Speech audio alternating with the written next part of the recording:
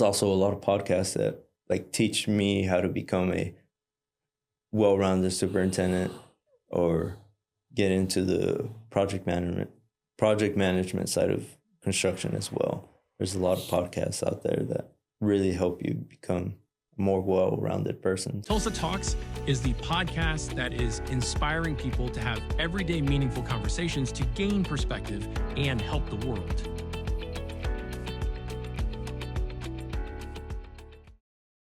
Alberto, tell me a little bit about your childhood, please, and how you got to geared into going into OSU.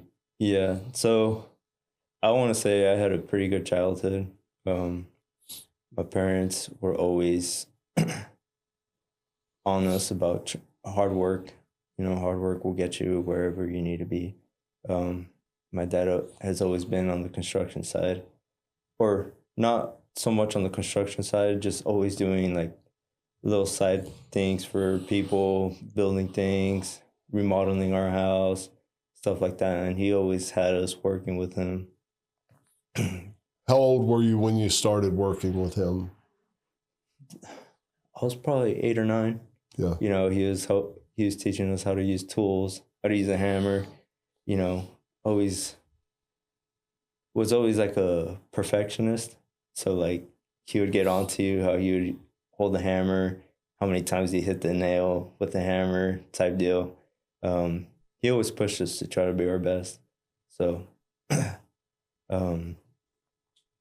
a lot of sports. My dad was a soccer fanatic. Well, not so much a fanatic, but he played a lot. Okay. I mean, he played up until he was in his mid-50s. All the way from when he was a child, he was always playing soccer. And so he kind of instilled the sports is a good way to be healthy, you know, be proactive in sports type deal. So that was kind of my childhood, a lot of playing outside till sundown. So it was a good time. And what sports did you play?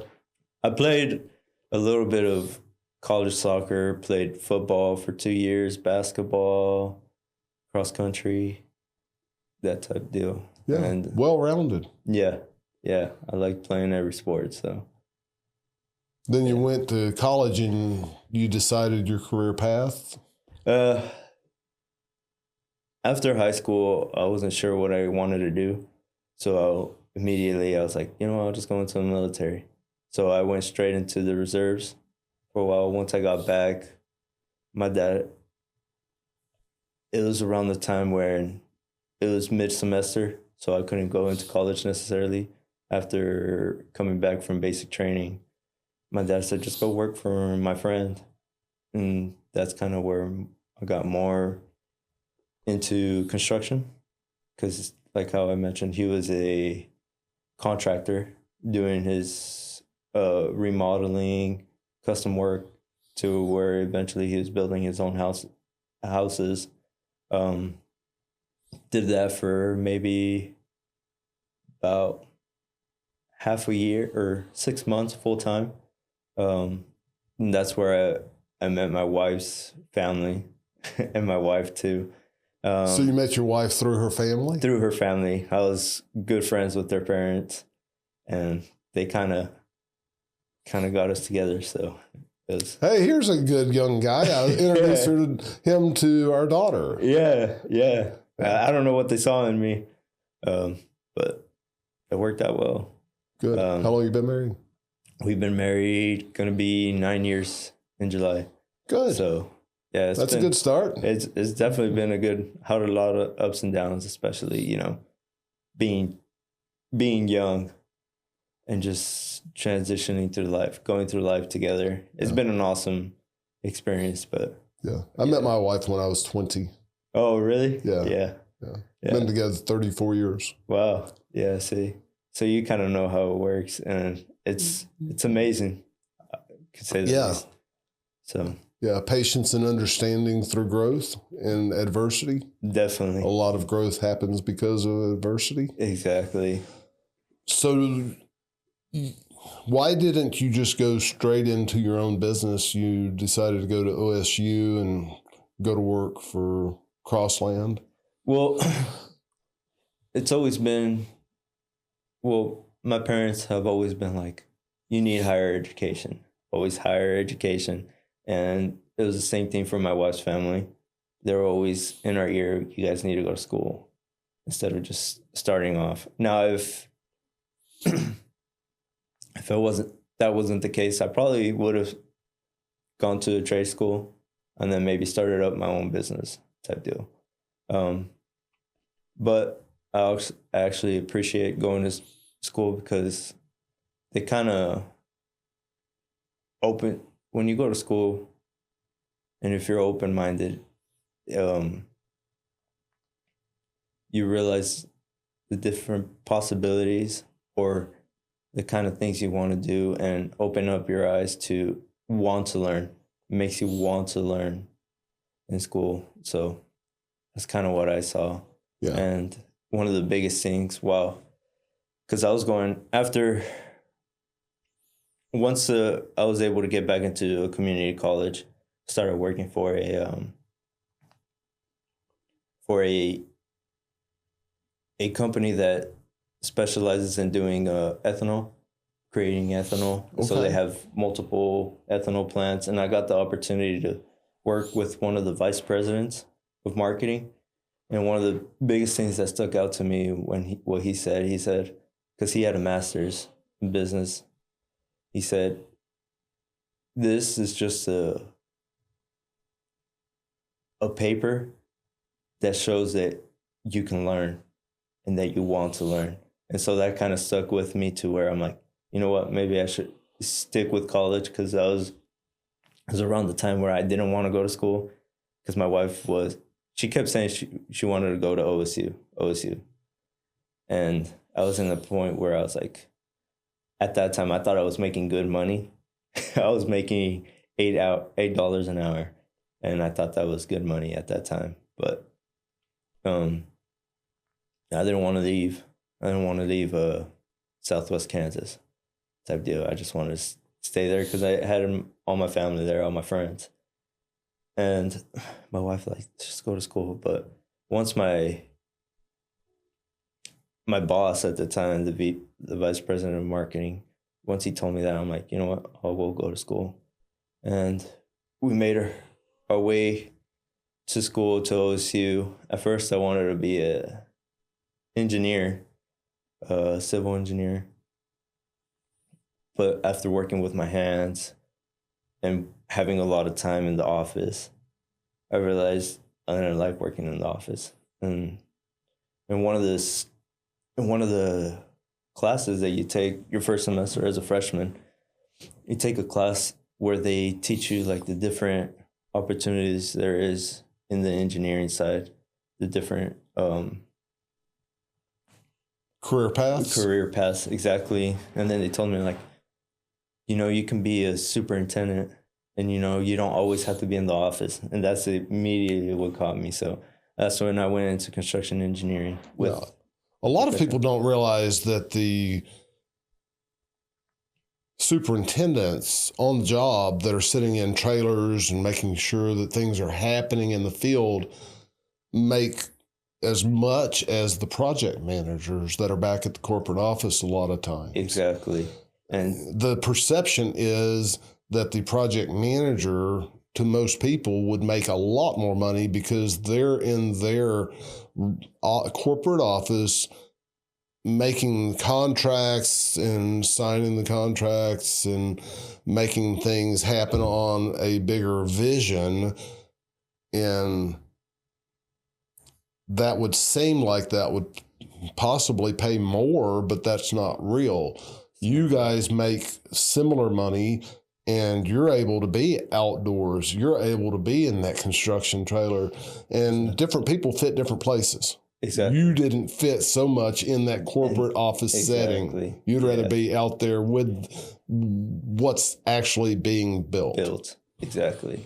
And that's what I was shooting for. And I basically got my wish. Started working with a subcontractor that does pure concrete work. And their model of getting young guys fresh out of college is put them straight to work type deal.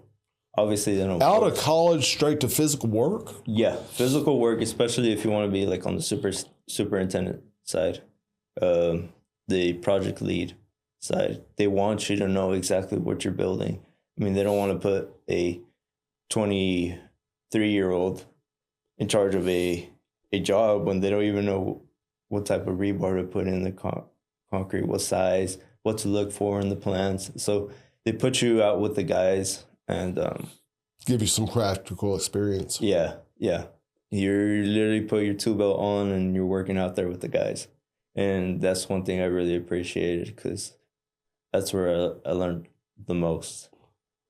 It's right there. Yeah, theory and practical experience, two different things. Mm-hmm. Two completely different things. So, how did you like doing that physical work?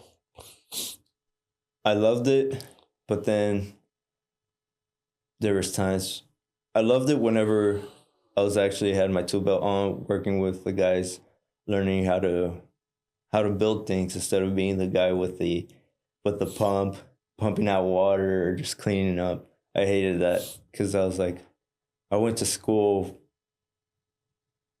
to do something different, not to be pumping water. But I have a friend of mine that was a college graduate that wanted to own McDonald's. Yeah. A few stores. And he said the most humbling thing that he had to do was after he got his education was be on the fryer. Yeah. Flipping fries. Exactly. I have a 4-year education and I have a vision of owning a chain of McDonald's or franchise. Mm-hmm. And I've got to start here. What is that about? Yeah. And is that kind of the same thing where you have a 4-year degree? Why am I pumping water? Exactly. And in hindsight, it felt stupid. You hated it. But whenever you look at bigger things, because once you get into that project lead or being the leader of the project, you realize how important every job is. And they put you in those situations to where you know how one can be more efficient.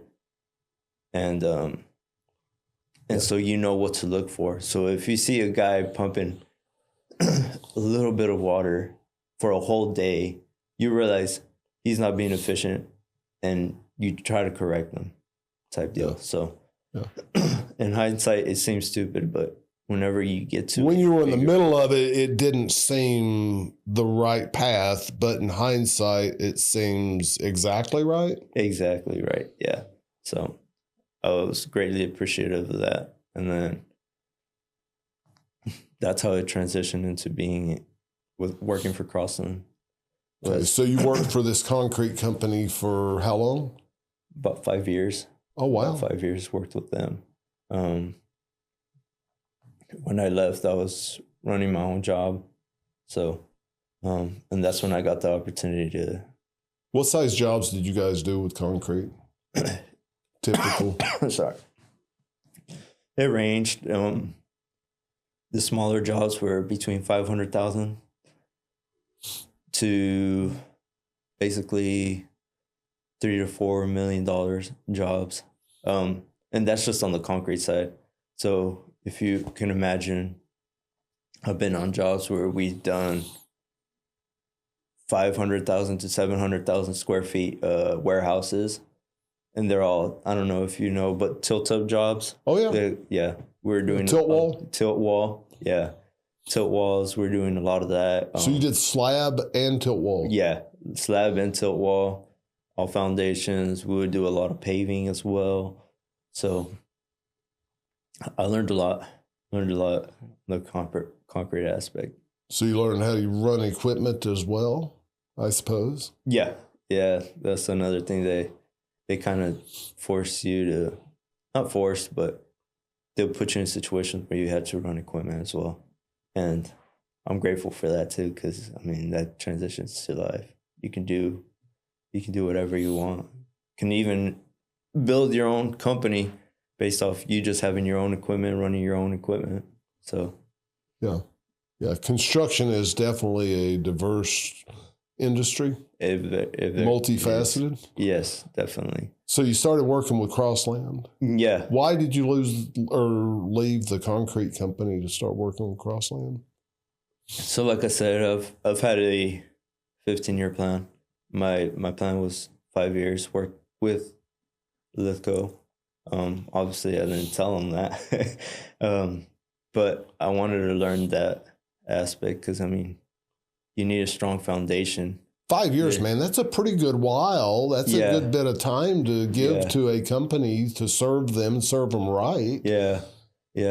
And if somebody came to me and said, hey, Craig, when we were in the retaining wall business, I want to work for you for 5 years, and I want to learn what you guys have to show, and I want to be a good performer and actually help, then I would certainly take that 5 years. Yeah. And then I'd be like, well, I understand this is what we had talked about, and I'm glad that you were here for this amount of time. Hopefully I was able to give somebody else an opportunity to have you train them. Yeah. As well. But you transitioned over into Crossland. Yeah, luckily I was able to expedite the 5 years, or a little bit before the 5 years, because I was already looking for a job in a general contractor. And on the last job I was with Lithco, I saw the job I was working underneath for Crossland. Mm-hmm. And it happens to be working for a buddy of mine in college. So your buddy worked with Crossland? Yeah, he still works with Crossland. And I wasn't looking there with Crossland. I wasn't being like, hey, you guys got jobs? No, I wasn't like that. He just told me, look, we're looking for well-rounded guys that know their stuff about concrete, and you want to transition into the general contractor. You want to work for Crossland. And I told him at the time, I'm like, I'll think about it, see what they offer. And we eventually came to terms, and I told Lithco, I'm like, I appreciate everything you guys done. Put in my 2 weeks notice. Well, actually, it wasn't 2 weeks. It was closer to the end of the job that we had.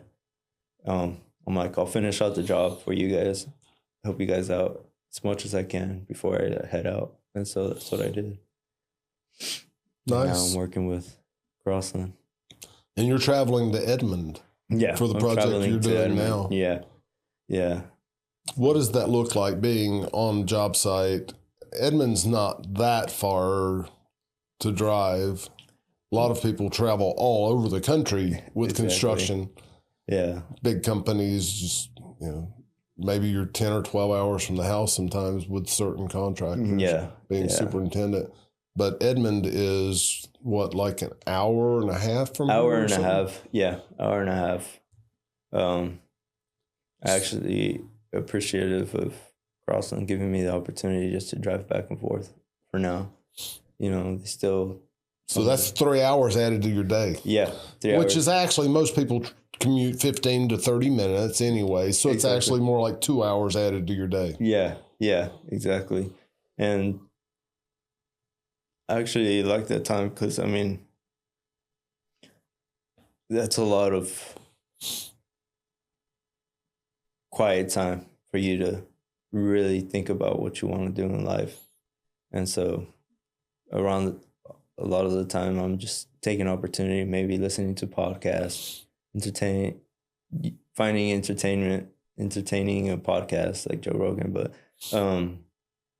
there's also a lot of podcasts that teach me how to become a well-rounded superintendent or get into the project management side of construction as well. There's a lot of podcasts out there that really help you become a more well-rounded person. So, and also being able to listen to the Bible, which is something, I've been wanting to do. It's just finally I have the opportunity to learn the word a lot better and be a more well-rounded Catholic. so to speak. So, How long have you been listening to the Bible? I started this year. There's a program or a podcast that I'm listening to that's called 365 Days. And so somebody's reading the Bible to you, like it's 3 books at a time, but it's maybe 1 to 2 verses of each book that you're listening to. And then there's a 10 to 15 minute insight on what you read. So it's not just you listening to the Bible, but they're also explaining to you what it means.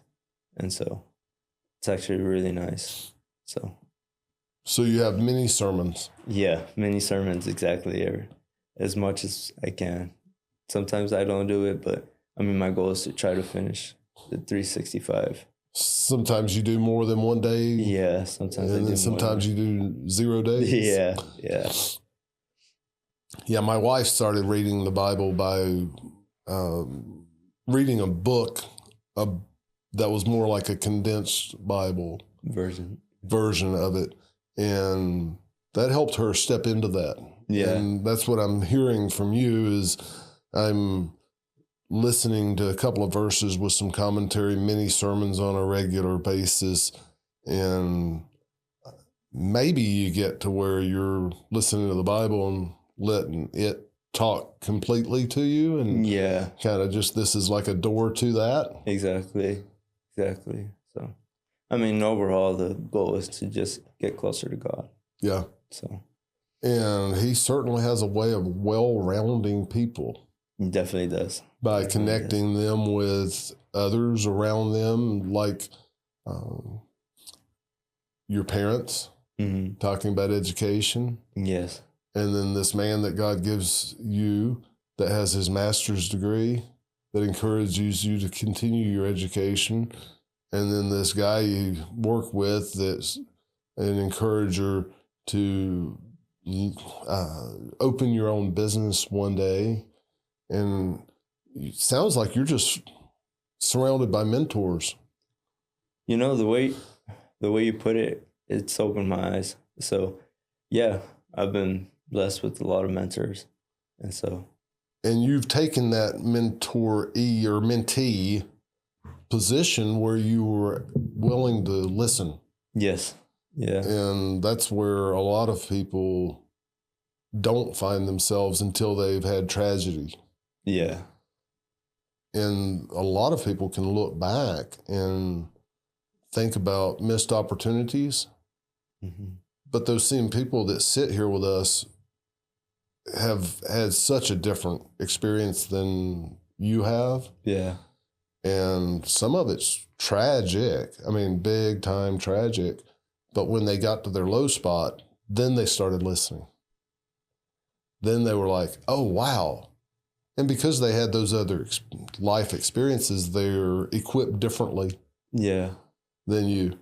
Yeah. And a lot of them focus on going out and dealing with homelessness and addicts and ex-convicts and all of that because they've had that in their life. And that's not your experience. Your experience is, I did listen to mentors.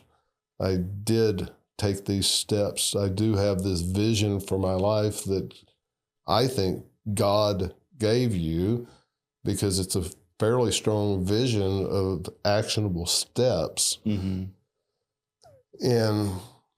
now you're working with Crossland. The project that you're going to finish is another 7 months projection. Yeah, another 7 months. And well, take us through a day in the life of a superintendent. So when I arrive to the job site, I do my walkthroughs, see what was finished, because sometimes I'll leave a little bit earlier, sometimes than our subcontractors. I'll see what's finished, talk to them, what their plan is for the day. And you have to have an eye for what's expected from every tradesman. You have to understand what they are supposed to render. Yeah, exactly. You have to understand what they're doing. how that translates to the plans. And yeah, talk to them what their plan is for the day, making sure there's no hazards around. So if you see a hazard, that was so we can mitigate any. So an unsafe working environment or practice from the subcontractors? Exactly. Then after that, go to the job site trailer, do my daily reports, catch up on emails, and I mean, just basically also just look at plans, make sure, you're like a step ahead of everybody else, making sure whatever they're working on that day, if there's any details that you need to worry about. Because sometimes one thing I remember hearing is the money's in the details, and it's very true. Because I mean, sometimes there can be details that you don't catch and can be very expensive at the end of the day. To go back and try to rework it. Exactly. Do it orderly in the process.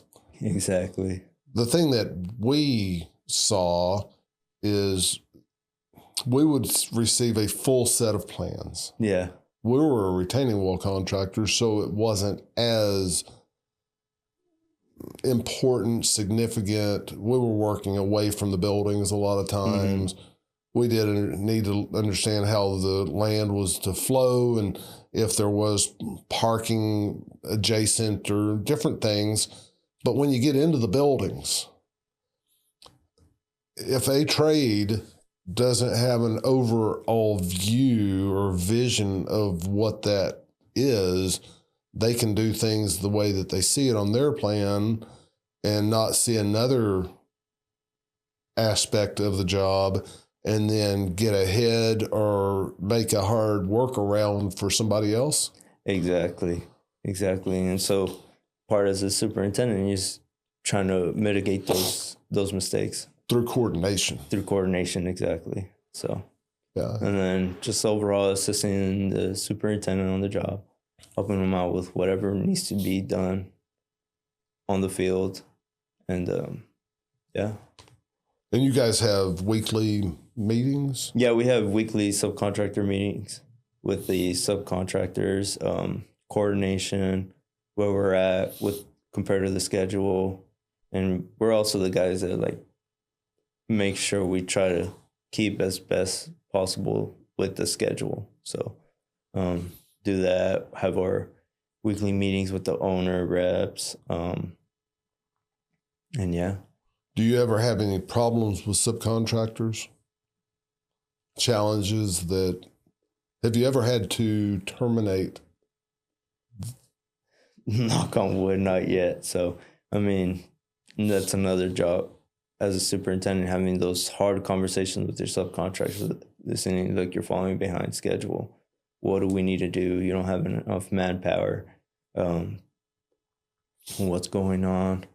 Type deal. So having those hard conversations to where you mitigate any other bigger problems to where you have to eventually just kick them off the job site. And I mean, that's not the intention of a general contractor. I mean, you're trying to have good working relationships with everybody. Because at the end of the day, we're all a team trying to have all the same goal, is to build up a building. Yeah. And hopefully it's a fun process where people perform. Exactly. And you don't have to have those conversations at all. Exactly. You can have a smile, a handshake. Hey, you want to come to the office and have a cup of coffee? You guys are doing great. We appreciate you being here. Yeah. How can we help you? What kind of issues do you see? Mm-hmm. Those conversations are, I would imagine, a lot funner than, hey, you're not performing. You need to get your stuff together. Hey, this isn't safe. This isn't right. Exactly. The encouraging fun is much funner than the not. Than not, exactly. And so, I mean, that's one thing that we've been taught and been trained is to have those working relationships with your subcontractors. Because, I mean, that can go a long ways. Yeah, because you're building that building now And hopefully you can build many buildings together in the future when you have the right team. Exactly. You guys at Crossland have the same subcontractors sometime from one job to the next? Sometimes, yeah. Try to make sure. When we were building retaining walls, my GCs that we worked with made sure that we were on the bid list. Exactly. Made sure that they reached out to me and that we saw that there was an opportunity. Mm-hmm. Hey, Craig, I emailed you something. It wasn't normally Craig at the end. It was somebody else that was in that position. But it was, they were constantly reaching out to us. Hey, did you get this email? Did you, making sure that we were going to bid it and that, they made us feel appreciated. Yeah. So now you're working with Crossland and you have a vision of potentially starting your own business one day. Yeah, I do. And you talked about maybe doing some residential remodels between this. Yeah, doing side work. Just want to eventually just have my own company. That way so I can give something to my kids once they reach my age. So, yeah. But pre-recording, you said something about incorporating your kids into that business potentially if they wanted to. Yeah, if they wanted to. I feel like every father's dream is to work alongside their kids, teaching them about life, how to be a good man in society. So, I mean, that's where I ultimately want to envision my life, is working side by side with my kids, having them either wanting to grow the business or have those great attributes to be something to contribute in society. So that's my ultimate goal. So. Yeah. Being good contributors to society. Exactly. And that can look like a lot of different things, can't it? It definitely can. And yours didn't look like being a project manager. Yours looked like being a superintendent. Yeah. Because that's where you fit. Yeah, that's where I fit. How do you transition from superintendent to owner? And you said you were learning about project management. How do you envision your role as in an ownership position if you don't like that paperwork side as much? I feel like with age, everything will be a lot harder to do as far as physical wise. And I think I'll get to a point where I'll just focus more on the office side. And man, I still don't like that. I still don't like sitting in the office at a computer. I would much rather be riding around from one job site to the next and seeing the guys and out in the great outdoors and spending a few hours on a job site than I had being in an office. But that's the nice thing about being a superintendent. What about ownership, though? I suppose you're going to find that balance. I feel like I hope so. Find that balance of being able to be a owner and still enjoy what I'm doing. So, yeah, is what I described as my position as an owner kind of fit in your vision of being an owner? Yeah. Driving to job sites, talking with the guys, and having also that opportunity if, I want to get my hands dirty again. If I get bored of the office, I can get it in there, finish concrete or help them frame walls, anything of that sort. Or if I've had a long day, a rough conversation, I can use that to physical exertion to, just kind of ease my brain, ease my mind. So that's kind of where I envision myself.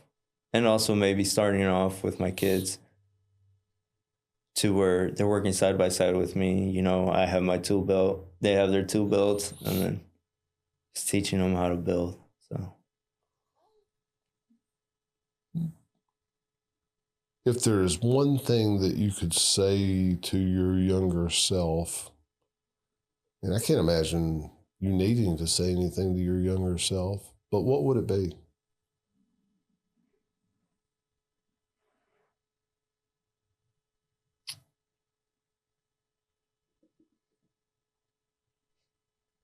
don't be afraid to try hard things. I mean, we all fail, so that's one thing I would tell my younger self. Because there's a lot of things I probably missed opportunities that I could have done. It's just afraid of what was hard type deal. So that's probably what I would tell myself younger. Thanks for coming in and having the podcast with us. No, I appreciate your time. We are here to help you discover or develop your passions, how you can use them, and why you exist. How can we help you help others better?